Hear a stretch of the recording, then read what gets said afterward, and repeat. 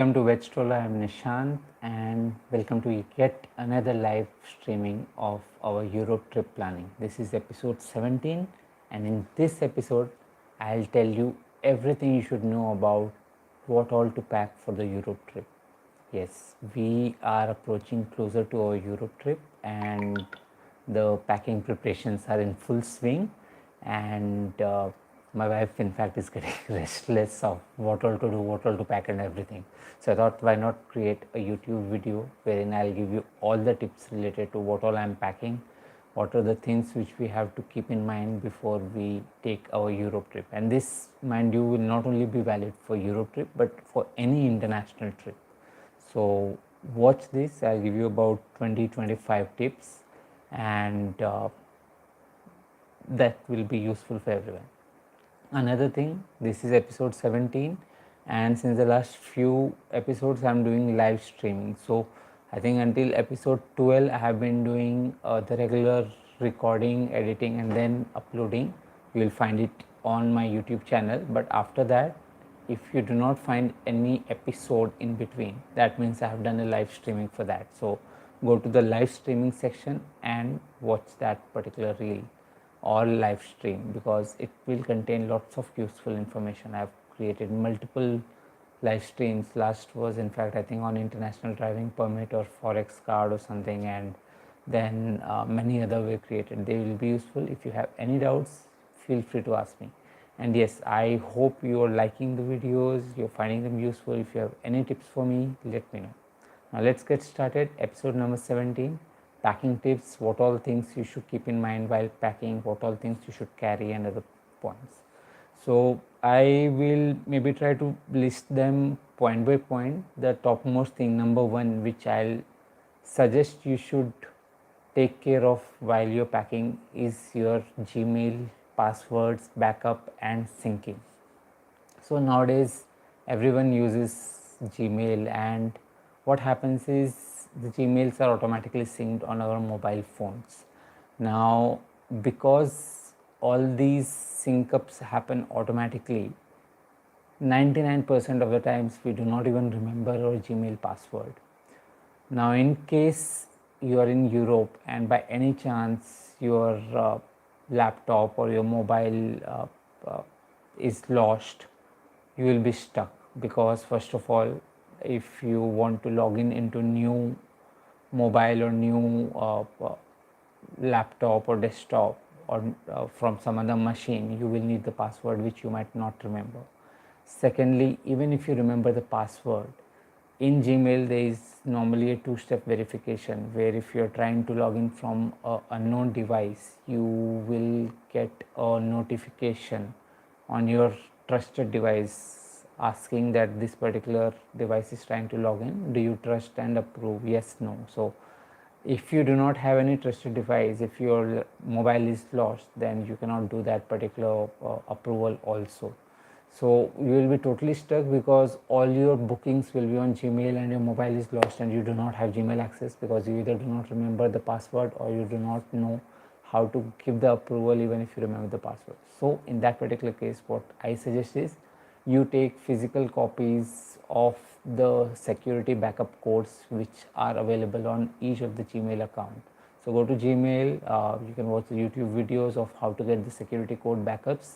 Note them down somewhere or take a print of them and keep them properly with you, because in the unlikely case or in the worst case that you lose your mobiles and you have to log in from some untrusted device, you can use these backup codes to be able to log in, and from there then do the normal remaining steps. So that's the most important thing. Secondly, Gmails and other important emails, do not keep them only on one mobile phone.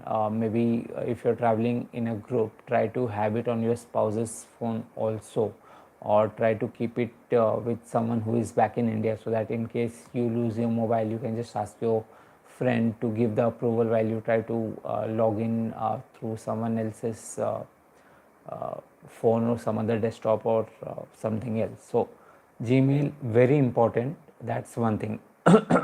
Secondly, when you're traveling to Europe, the sockets in Europe are very different from what is available in India.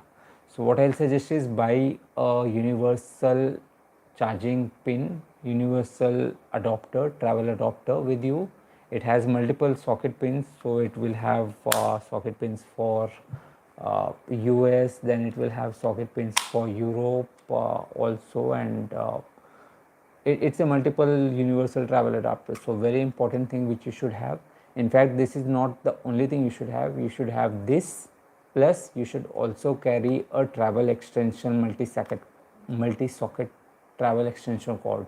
So normally India में होता है ना कि you have multi-socket cord where you can plug in 3-4 devices at a time. The reason I'm asking you to do that is because you will keep traveling throughout the day, and in the night you will go to the hotel and sleep, and if you're carrying only one of this particular device, you might be able to charge maximum one mobile in the night, or two mobiles, not more than that.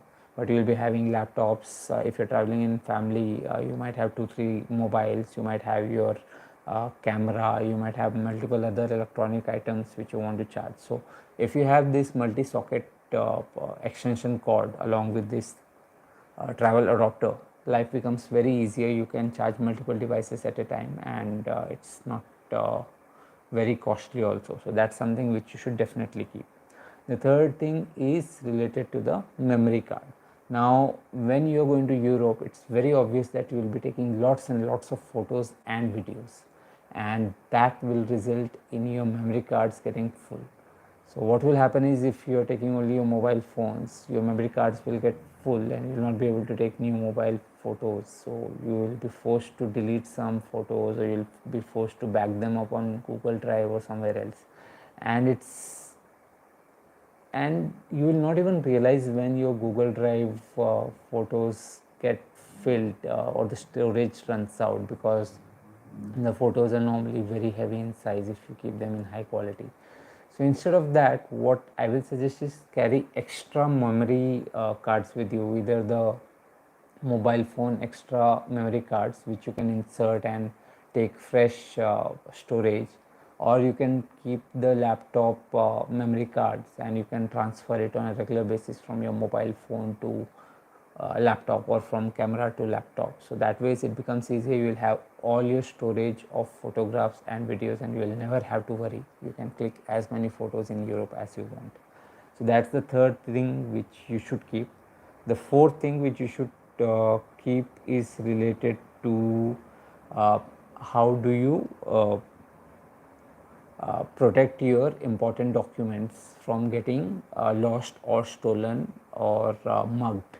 So what happens is, there is a concept called travel pouches which are available easily on Amazon or Flipkart or any of the e-commerce websites, or even in Decathlon or any of the stores. So what you go is, you go and tell them that I want a passport pouch, or travel waist pouch holder or something, and they will give you that particular thing. Now these are specifically built to keep your passport, your currency, your important documents, your cards safely. So what happens is, if you have a waist pouch, you can put your documents, the passport and everything in that, and then you can put that particular pouch, you can tie it as a belt on your waist, and then you can hide it inside your t-shirt or shirt or your jacket. Similarly, you might have a sling pouch which you can wear it, and then you can cover it with a jacket. The advantage is that it will be easier because you are carrying important stuff with you. If you keep them in your backpack, there might be times that you keep your backpack somewhere and then you forget it and it gets lost, or someone just snatches it and runs it away. So that chances are reduced if you're carrying these travel bags, travel pouches with you, because you're carrying it on you, and there are less chances that someone else will steal it away easily from you. Even if they try to snatch it, since it's more of a belt type, they might not be able to easily pull it away unless you are not wearing properly. So yeah, travel pouches is something which you should have. That's a must have item. The next thing which you should keep is proper clothing for your Europe trip. Now, no matter what season you go, you will need raincoats, umbrellas, you will need wind cheater, you will need a jacket. These are the must-haves for any country in Europe. The reason I am telling you these is because Europe has a tendency that it can rain anytime, and once it rains, it becomes cold very soon. So it might happen that during the daytime you're traveling in one cotton t-shirt and you're feeling all hot, and then it rains and the night becomes cold, and then in addition to that there is lots of winds which keeps blowing in Europe. So, and the winds are pretty cold and icy. So to avoid getting ill, it's always easier to carry one wind cheater or one light jacket or a sweater, and then raincoat and umbrella. On top of that, if you are going to Switzerland and if you are covering Jungfrau or Titlis or some other peaks in Alps, then you'll also have to keep proper thermal wear. So all your thermal inner wear, your really warm jackets which will be able to sustain the temperature of up to 0 degrees centigrade, that you have to keep. Also keep mufflers, hats, gloves, ear protection, what do you call them, ear mufflers or something, the neck mufflers, because if you're traveling with family, if you're traveling with kids, these are the areas which are more prone to make you ill. So you'll have to keep these if you're traveling to Jungfrau or Titlis. If you're not traveling, then such extreme warm clothes are not required, but you can just manage with jackets and raincoats and wind cheaters. So these are the next important things which you have to keep. Then you also have to focus on keeping good quality footwear. Now by good quality footwear, what I suggest is footwear which will last long and which are comfortable to wear. Focus on good walking shoes if you are buying, or if you do not have them because you have to walk a lot in Europe. Try to ensure that the shoes or whatever you're carrying, those are lightweight so that they do not add much weight to your luggage. Plus they do not bite you, they are comfortable, you can wear them for hours and hours, and you can walk on them without getting shoe bites or without facing any other problem. So have proper shoes with you when you are traveling and when you are packing. That's the next tip which I'll give you.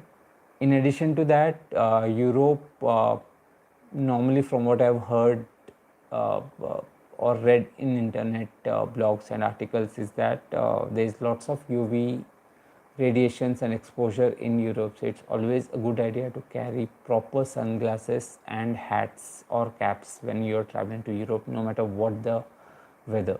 So have those when you travel to Europe. Now the next point is related to your credit cards and cash and currency. So ensure that you have your global credit cards, which I already explained in my previous video. Carry that. Carry your forex cards, carry your credit cards, carry your currency, carry some change in the currency so that you are able to survive in Europe. When you're carrying your credit cards from India, do remember to activate them for the international transactions by logging into your online website. Otherwise they will not be working in Europe.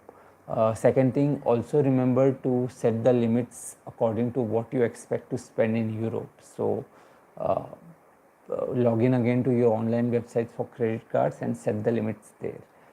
That should take care of your credit cards. Few credit cards might also have inbuilt complimentary launch access. Now complimentary launch access are of two types. One is the domestic launch access, which means you will be able to use the credit cards within India for both domestic and international airport.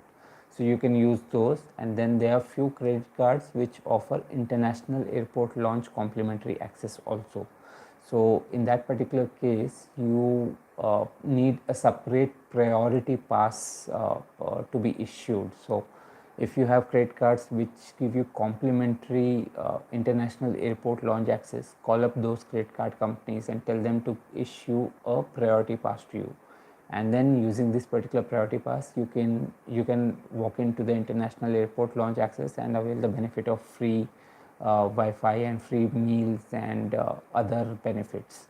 If also beware that there are few credit cards which will give you complimentary priority pass, but they will not give you complimentary international airport lounge access. So just remember which credit card you have, what is the benefit which it's offering in terms of lounge access. So for example, I have this SBI Vistara credit card.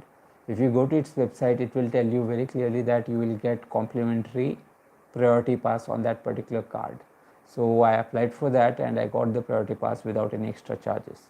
Now when I was reading the terms and conditions and I was reviewing how many international airport lounge access I can have, I saw that the card does not give any complimentary international launch access. It just gives me complimentary priority pass, but if I have to go to international launch, I'll have to pay every time I use this particular priority pass. So that was a waste of card for me. I did not need that particular card. Similarly, American Express Platinum Travel Credit Card, I have that and I love that card, but unfortunately it does not give you any international airport launch access. So I'll have to use that in the domestic launch access itself. So just ensure that you know which cards give you international airport launch access as complimentary and apply for priority pass for that. HDFC, if you have Diner's card, then you do not need a priority pass because Diner's card itself is accepted as an international airport launch card. But yeah, always speak to the airport authorities, and before that always speak to the bank people and try to find out how it works. So remember that. Then the next point is related to the suitcases which you will be carrying. Try to prefer suitcases which are of hard cover and which have at least 4 wheels or 8 wheels. Do not prefer the cloth type suitcases. Now the reason why I am telling you this is because first of all, we all know how luggage is handled or manhandled in airports by the flight crew and the cabin people.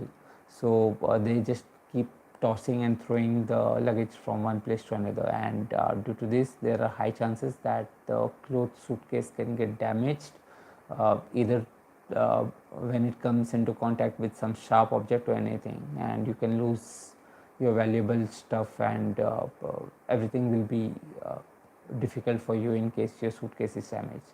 Hard case suitcase will protect you from getting damaged because it's not very easy to break a hard case suitcase. The second thing is cloth suitcase, they'll have front pocket zips and it's very easy for any bad person to put any unlawful activity related items in your front pocket zip, and then you will not even know, and then you can get caught in trafficking or smuggling or any other unlawful activity. You might have tough time explaining to the customs authority or the police there. So normally the hardcover suitcases do not have any such zips outside, so that way it's a piece of mind for you.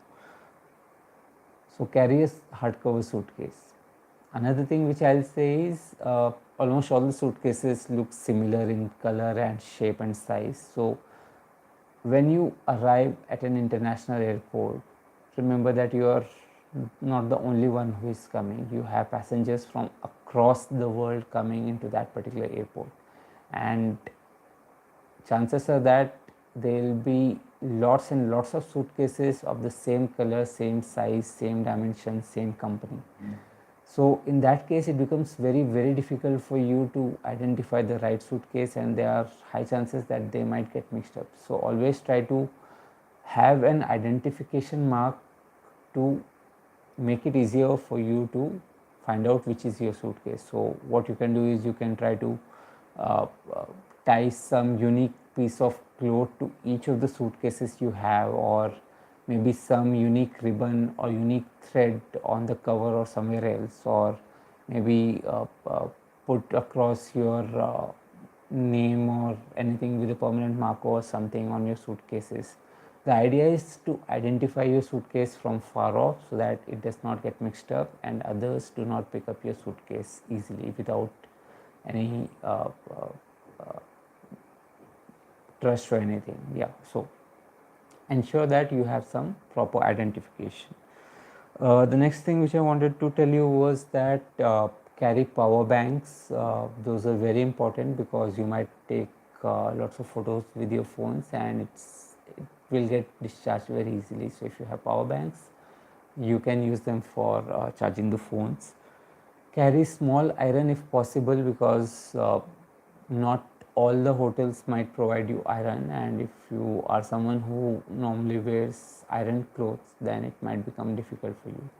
Apart from that, also carry reusable water bottles, because you will need to fill in the water and carry them instead of buying bottles every time, which might be costly. You can just use the reusable water bottle, fill the tap water which is available easily in Europe, and just go on. So carry reusable water bottles, preferably steel, lightweight, or copper or anything, if not plastic, if you are okay with that. Also carry a lightweight backpack so that you can keep your small items like sunglasses, wind cheater, raincoat, some food items which you want to carry when you are outside roaming on a particular day. So one lightweight backpack, carry that particular thing. Apart from that, what I'll suggest you have to carry is related to the mobile network SIM. So if you're traveling from India, you have two options. One is you enable the roaming on Indian SIMs, so you can enable international roamings on Jio, Vodafone, or Airtel, or you can go to that particular country and buy a local SIM which will be valid across the countries in Europe. So you will get SIMs from telecom operators like Telecom, Vodafone, Lyra, Libra, and yeah, maybe these four are the main operators. You can get any of the SIMs. Now whatever you buy, just ensure that your Indian SIM has active subscription. So if you are using a prepaid SIM card, every month or every few months you have to recharge it to keep it active.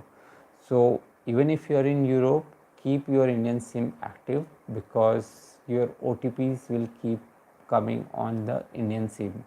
So from what I have spoken with many of my European friends and family members, and they say that even if your Indian SIM is not activated for international roaming, you will receive the OTPs as long as it is active in India. So as long as it has validity, it has some, it's not deactivated or your plan validity is not expired, you can travel to Europe and you will still keep receiving the OTPs. So that becomes important, because sometimes you might need OTPs if you're transferring funds to your forex card, or if you are transferring funds somewhere else. So the OTPs become easier to identify in that particular case.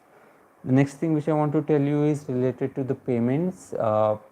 It's important that you do not forget payments of India when you are in Europe. So try to auto schedule your payments related to credit cards, electricity, mobile phone, broadband, and anything else which you have. Because if you miss these, then there might be disconnection, and once you return it might be very difficult for you. And if you miss the payment charges for credit cards, then you all know how costly it can go. So ensure that you put either in auto schedule or you prepay everything before you go. Maybe you might be knowing what is your normal monthly bill, so put pay a double of that just to be on the safer side, and then go peacefully. So that's something which you should remember. Offline maps, apps related to cabs and food tracking, and few other important apps which you might need in Europe basis your travel itinerary. Download them beforehand before you reach Europe. Offline maps are the most important things, because once you reach Europe, there might be chances that you might not have an activated SIM immediately. SIM might take some time to get activated. So if you are using a metro to travel to your hotel or accommodation place, and the metro might stop at a particular place, and from there you have to walk, then these offline maps might come very handy. So carry these offline maps, and you can use them and download them before you travel. Next thing which you have to keep in mind while traveling is related to medicines and prescriptions. Carry all the medicines which you need, and also try to have prescription of specific drugs which are required. You can keep all of these in your check-in bags, not a problem, but have proper medicines with you, otherwise it might get costly and difficult for you in Europe. If you are planning to carry any food related utensils, remember that you will not get the gas stove in Europe. You will have induction based stoves. So just try to ensure that your utensils are induction based. Normally if you are staying in Airbnb or any apartments which give kitchen facility, then most of them will offer you utensils. You do not have to carry anything. You will be getting plates, spoon, bowls.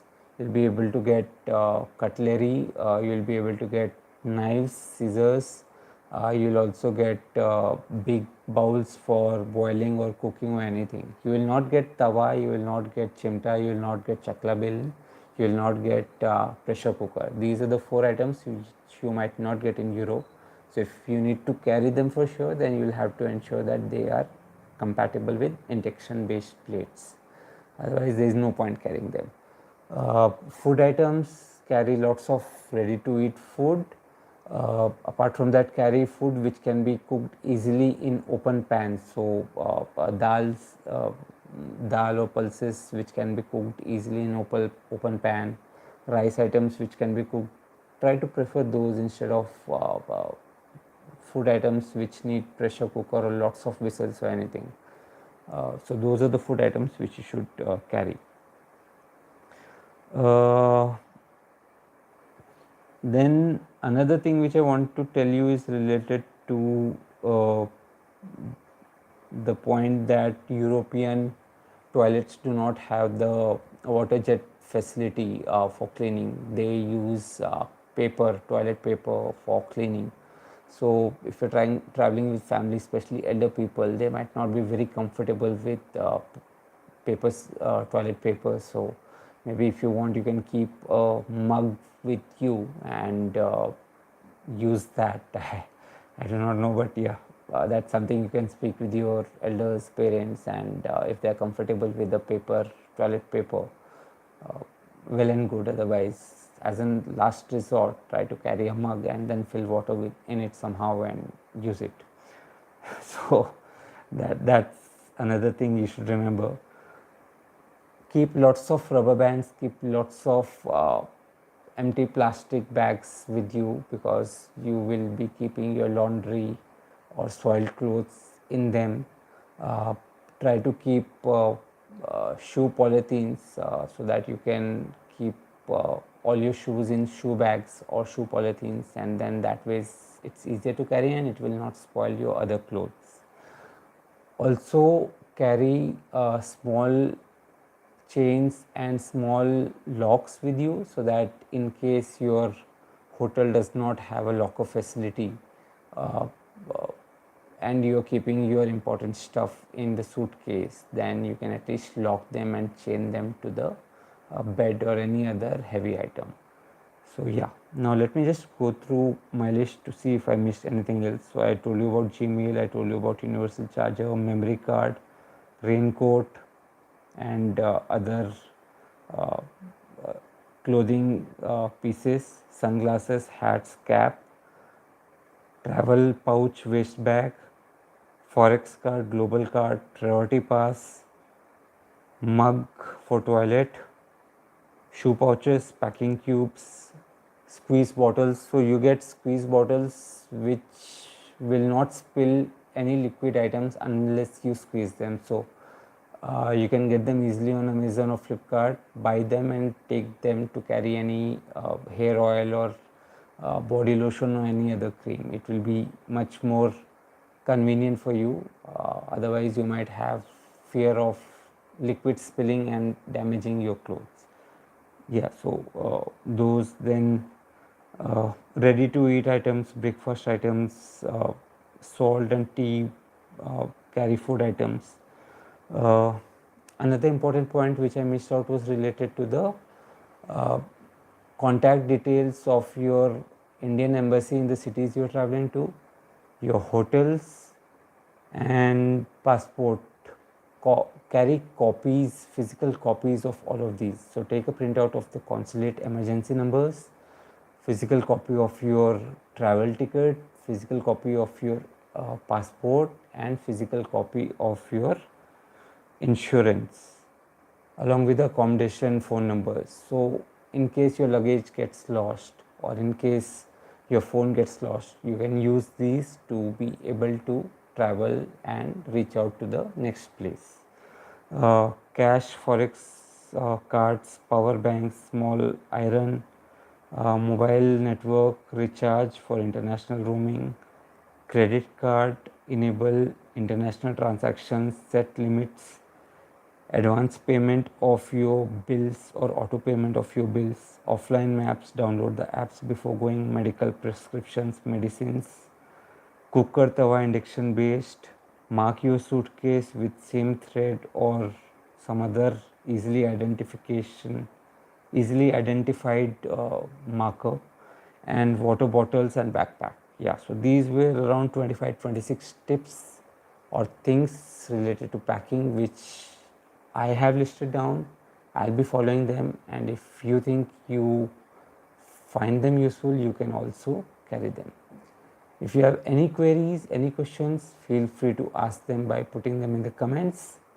And are there any questions here? Any top chats? No, there is no chat, so I think we are good. That's it, guys. I hope you find this particular live session useful. Until next session, this is Nishant signing off. Bye, take care, good night, bye.